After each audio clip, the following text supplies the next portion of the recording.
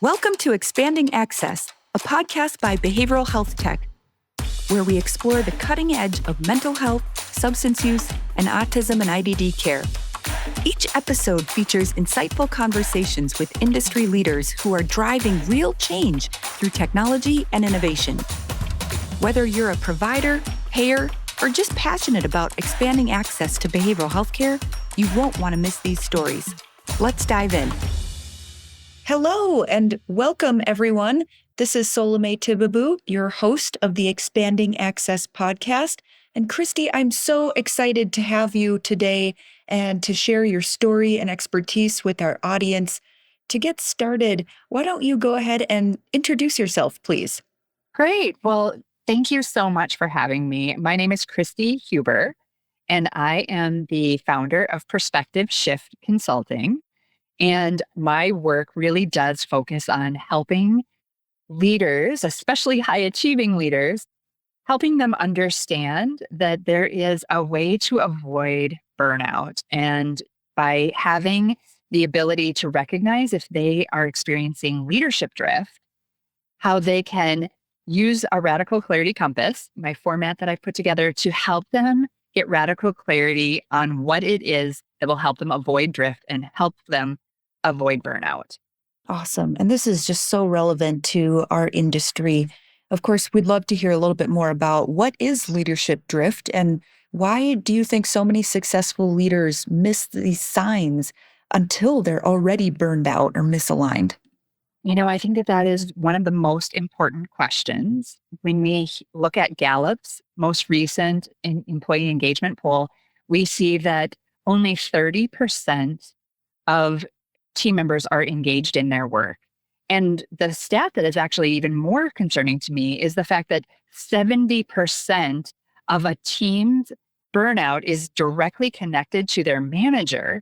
It's really important that we don't have leaders that are experiencing this and that they have tools to be able to be most connected to themselves.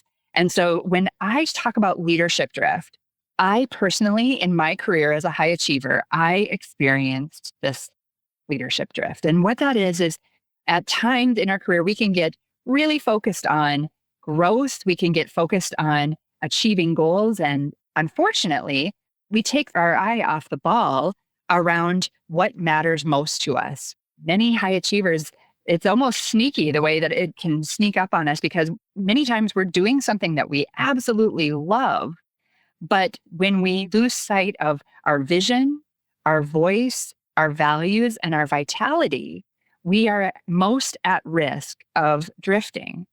And one of the things that I share with people is encouraging them to take strategic pauses along the way, especially being intentional at taking a strategic pause once a week in order for them to get realigned in those 4 areas. Because in an environment where we are seeing so much information that's coming at us and the pace of business today is just exponentially faster, knowing that AI is a big piece of and is driving that, being able to be intentional in doing a strategic pause to get realigned is one of the most important ways that we can avoid drift and ultimately avoid burnout. Yes, it's so true. And we've got a diverse audience, but your background as a senior executive at a health plan, nonprofit, healthcare providers, I think just everything you're saying is applicable for leaders in these roles. And another thing that I know, Kristi, you and I have talked about before is this idea of radical clarity. And can you talk a little bit about just how does radical clarity help leaders, I guess, reconnect with who they are and what they value and ultimately how they want to lead? Absolutely. And again, I go back to this fact that clarity really is in the pause, but motion is what drives a lot of our intentional growth, but also sometimes unintentional chaos. And so when we think about having radical clarity in our careers, and especially I talk about this through the lens of high achievers, but this is not just for high achievers. There are so many opportunities in our career to take on new positions, We're asked to drive new initiatives within organizations. And many times, if we are not checking in with our radical clarity compass, it's easy for us to say yes. And I talk to so many leaders, they talk about the challenge of saying no. And we talk a lot about the courage to say no and to say yes to your best, most aligned opportunities, because that's where we're taking on more and we're adding things to our plate. It's so fun to say yes, that I want to do more. I want to try this. I want to experiment this in these different areas. But when you say yes, and you don't intentionally either remove responsibilities, delegate responsibilities, take things off of your plate, then that's where we start to feel the weight of the responsibility. And so being in tune with your vision, your voice, your values, and your vitality most authentically, that makes sure that the yeses that you are saying yes to are the right yeses, whether it be in your professional career, whether it be in your volunteering, whether it be in those extracurriculars that you take on, or even in the things that you and your family say yes to. There are so many ways that we can drift, and being intentional is our best way to avoid or even at times reverse the drift. Oh, this is so relatable.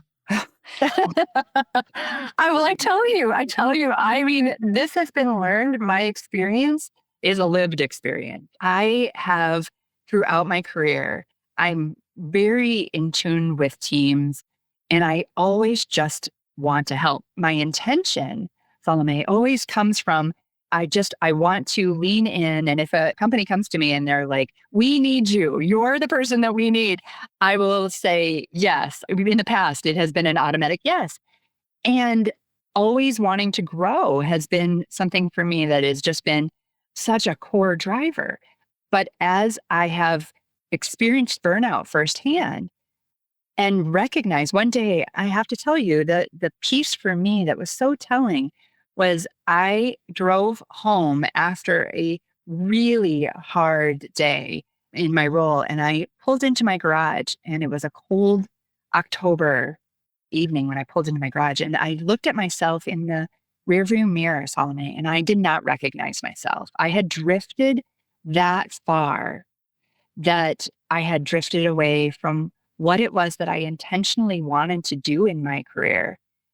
And I had drifted so far from really the voice and showing up most authentically in my meetings that I was in and speaking up and having the courage to speak up because I had drifted.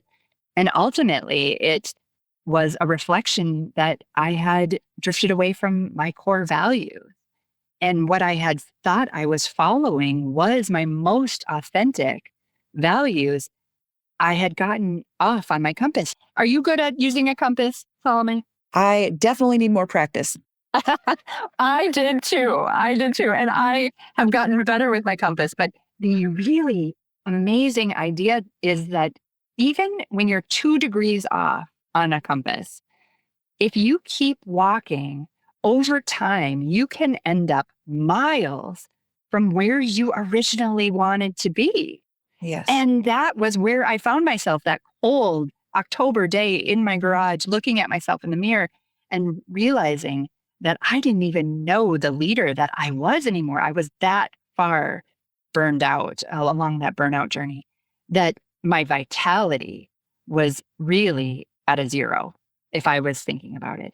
And so for me, as I was growing and wanting to get back to my most authentic leadership, I recognized that I was going to have to take not just a short strategic pause. I actually had to take a 3-month strategic pause where I truly then did. I had to take some time to reassess where was I, how far off was I, and then how did I want to get back.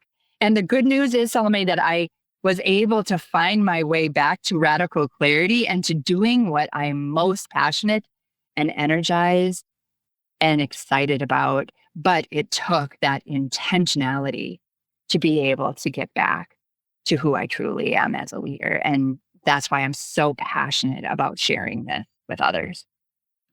Oh, that is amazing to hear, just that your pivot toward your way back. And it's what you're saying is Mhm. it's so common, but it's like it's really important. This really derails people in significant ways, to say the least. Like I've been there. And what I wish I would have asked is, what are some early signs that leaders like us could identify that we're operating on autopilot instead of, I guess, leading with intention just ahead of time to prevent these kinds of ultimately dire outcomes? Absolutely. That's why these ongoing strategic pause moments are so important. And as an executive coach, I work with a lot of leaders and they tell me, I don't know how I can have time to actually, in my schedule, make time for these strategic pauses. And that's why I say just start with a 15-minute pause and just having that awareness that you have that you're recognizing you're feeling that you're drifting in one of these four areas. Sometimes you're drifting in more than just one of those areas, but that awareness is the key. And then being able to take some more time to step back and to really think about, okay, if I am feeling like I'm drifting and I know that this isn't where I want to go, how can I actually make the decisions that I need to make in order to move forward in the direction back to my most radically clear intention? And so 15 minutes, start with 15 minutes, because again, I can't stress enough that drift thrives in chaos or drift thrives in busyness. And when you're always in motion, you have to be able to take time and take a step back in order for you, first and foremost, to have that awareness. I think about the conversations you and I have had, Salome, and the fact that you have been in really busy and intense roles. What would have been helpful for you in that space to encourage you to take a 15-minute strategic pause? Oh, gosh. I mean, a few things. Like, number one is just going back to the boundaries piece. It's such a critical time in behavioral health, and there's so much opportunity to make a difference. And we have such a robust community and so many good ideas. And I am definitely the person to say yes to all the things, but it's like number one for drift from our mission. And so just even learning those skills earlier on to know, like, hey, this is the plan we set out to do. We're going to stick Mhm. to it. And there's a reason why we need to stick to it, despite how amazing these other ideas are, or things that we can do to enhance our work. Just even having that knowledge early on, I think would have helped me in a tremendous way, and even how we have rolled out programs over time. But secondly, I think about just even pausing and looking back and recognizing all that we have accomplished. Maybe this is more of like a self-esteem thing, but it's like I certainly have felt, oh, it's never enough. And so let's pile on more, let's do more. But obviously, that's not healthy and not even true. And I feel like a lot of people in our community can relate to that. This is a community that is very passionate about the work that we do, a lot of people with lived experience, if not themselves, their family, their friends. And so Mm. it's easy to fall in that trap that, I'm not doing enough. And as a result, boundaries can fall away pretty quickly. I want to double click on what you said about how leaders and an organization can drift. Because the greatest indicator of a company that is at risk of drifting is if their leaders are drifting, because it all flows from the top.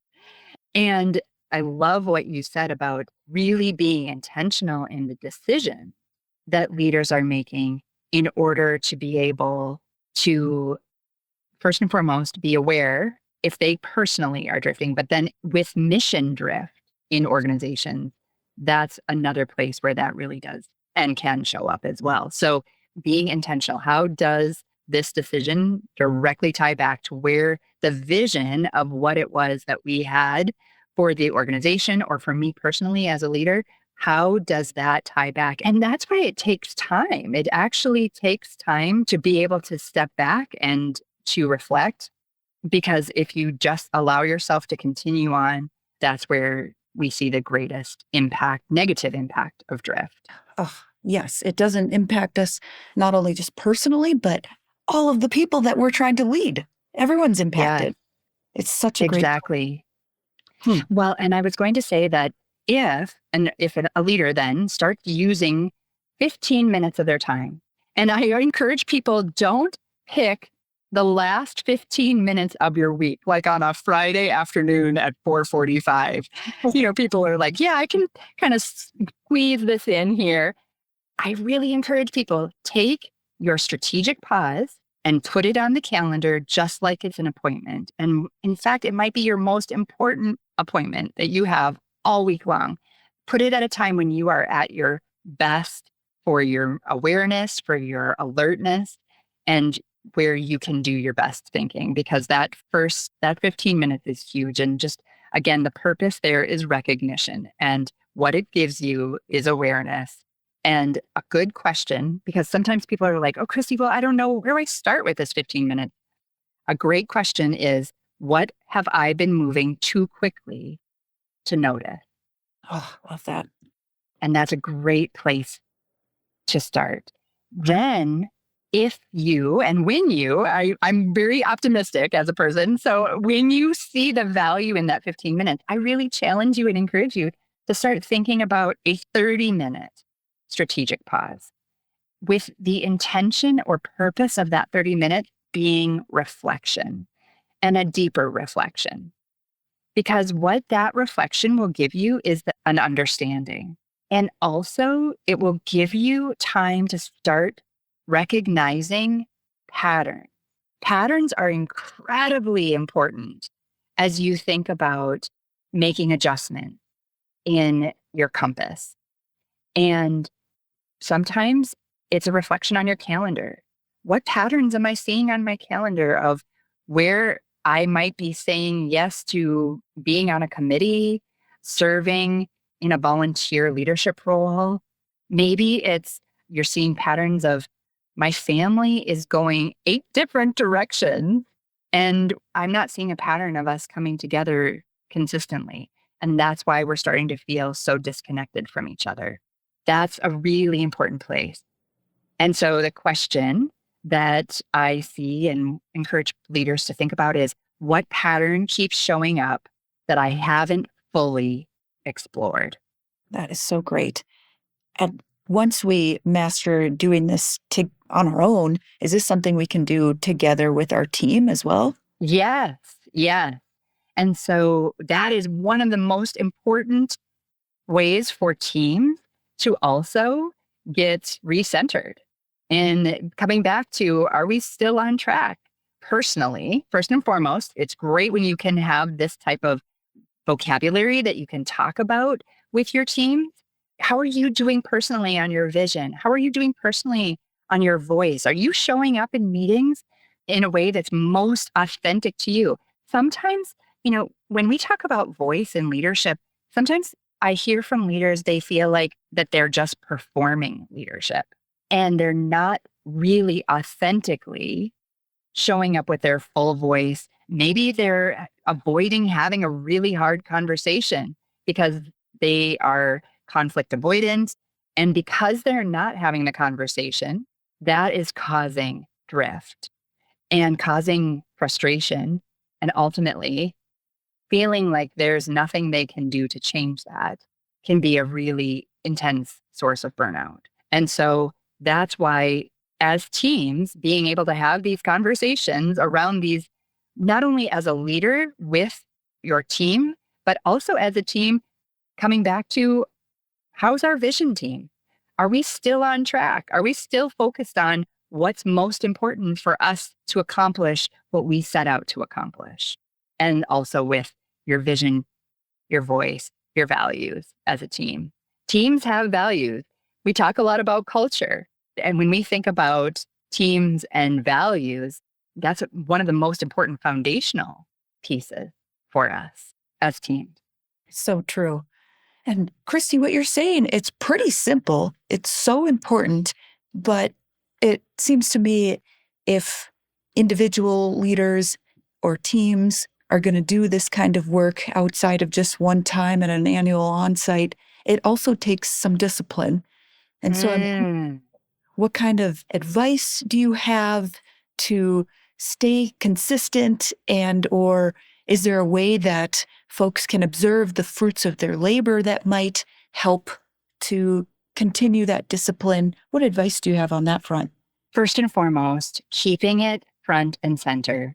When we talk about creating change and helping teams through change, this is a really valuable tool as well as part of a check-in. Because again, we recognize how anytime you're going through change, it is in times of stress.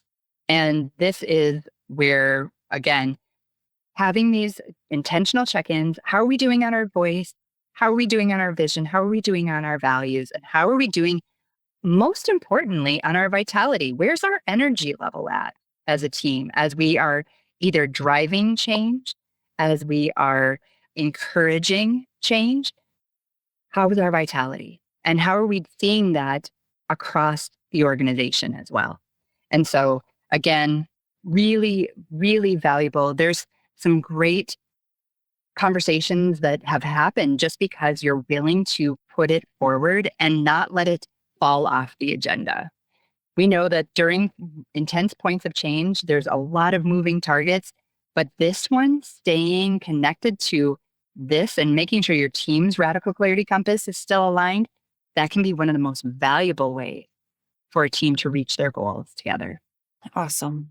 And it seems what you're saying is anyone at any level of an organization can embody these practices and make a huge difference. Absolutely. And I would say this is even incredibly valuable for if you don't lead a team.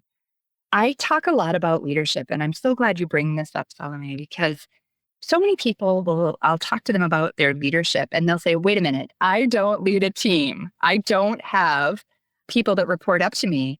And the way that I look at leadership is truly influence. And as we think about the ability to influence others around us, just by bringing this to the conversation, this can be a really way to positively influence your teams and to encourage conversation in deeper ways. And so this is not something that you have to be the CEO to move forward. This is what's the next room that you're in. One of my favorite quotes is, how do you change the world? And the quote goes, you don't change the world all at one time. You change it one room at a time. And the next question is, well, which room do I need to be in to change the world? And it just needs to be the room that you're in, and being intentional about how you are encouraging others, how you're sharing your ideas, how you're leading with a growth mindset. Those are the things that absolutely change the world one room at a time. It's so important. And if everyone listening to this episode just applied that in their lives this week, no matter your role, that could be an account manager at a behavioral health startup, working with your customer, to asking, are we still on track with our vision?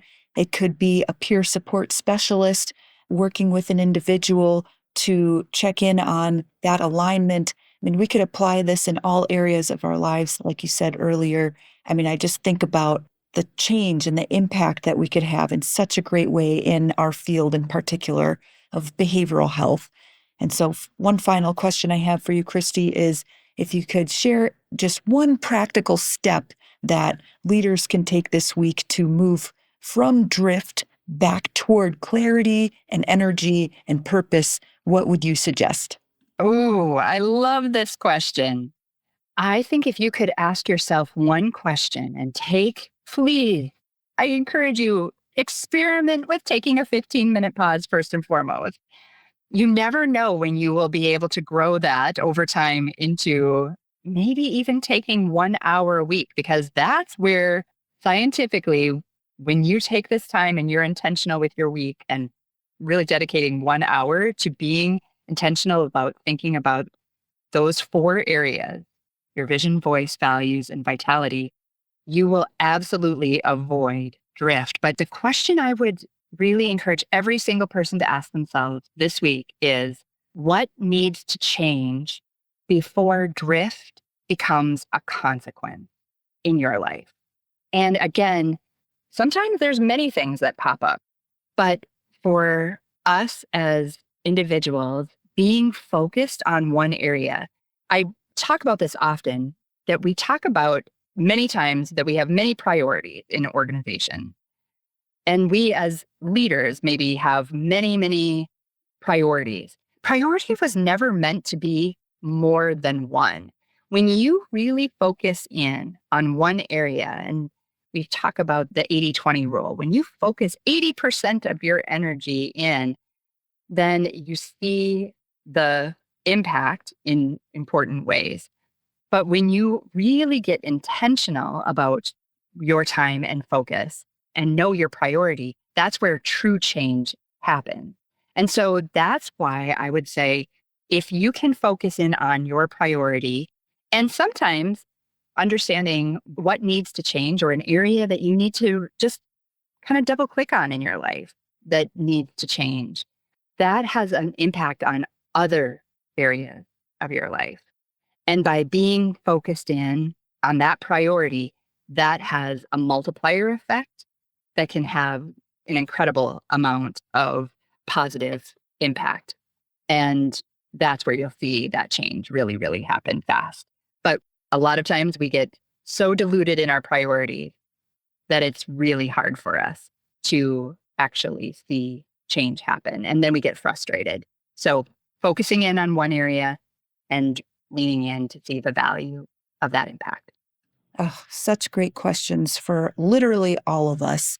And just to recap for our audience here, I really wish that everyone could take this to heart and really start thinking more about these 4 V's. You know, your voice showing up authentically and boldly in moments that matter, your vision, pursuing your own dream definition of success rather than outdated scripts and what others think, your value, ensuring daily decisions align with who you are, vitality, protecting your energy. Hopefully that captured everything, right, Kristi? That was beautiful. That was absolutely beautiful. Thank you for doing such a beautiful job. And where can folks learn more about you and get in touch? Oh, I would love to talk to individuals that are interested in learning more. You can learn more about this at perspectiveshiftconsulting.com or KristiHuber.com. Amazing. Thank you so much, Kristi. What a pleasure it was to share your framework and advice with our audience at Expanding Access today. Thank you for the opportunity. You are a gift. Thanks for tuning in to Expanding Access. We hope you're feeling inspired by today's discussion. If you've enjoyed the episode, subscribe and share it with your network. For more content and opportunities to get involved in transforming care, visit behavioralhealthtech.com. Until next time, let's keep pushing boundaries and expanding access together.